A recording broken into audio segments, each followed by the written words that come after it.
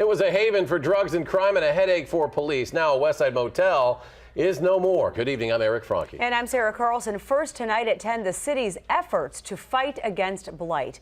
It's coming in at least two spots, one on the Beltline just west of Park Street, the other at Verona Road and the Beltline. That's where the night team's Theo Keith joins us live at the former Highlander Motel with a look. Theo?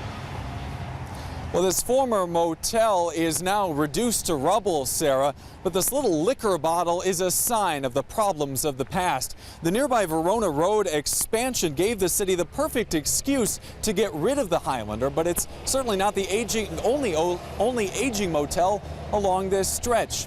In all of them, developers see dollar signs, the city sees potential, but they don't yet see eye to eye.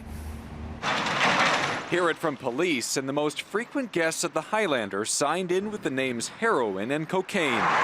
A few miles to the east, more Beltline blight. The boards on the Expo Inn protect its past from happening again. Prostitution activity, you saw murders, you saw serious bodily harm and crime. A combination of the worst coming together. Broker Mike Hurl is managing a redevelopment deal at the Expo. When we interviewed him last fall, he talked about using the old building for offices, but the city rejected the plans that Alder Tim Brewer calls Calvin Klein's and a gray dying white elephant.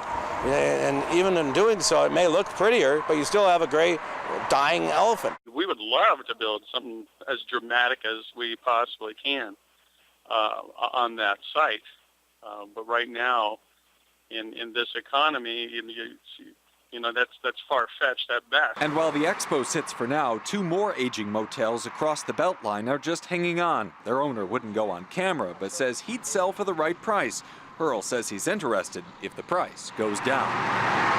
But for now, he's concentrated on the Expo and getting the city to agree to a new deal.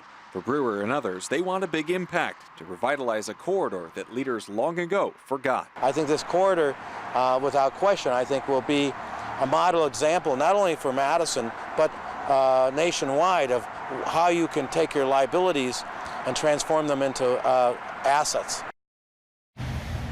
Hurl says he's got an interested buyer for the Expo Inn. He knows that he'll have to change the developer's plans, but he couldn't say what those plans might change to. He does say that they'll go before the city sometime next month. As for this project, the Highlander Motel site, the work is scheduled to begin sometime in 2014. This, where we're standing, may soon be a highway on-ramp. Sarah and Eric? A lot of changes to come. All right, thank you, Theo.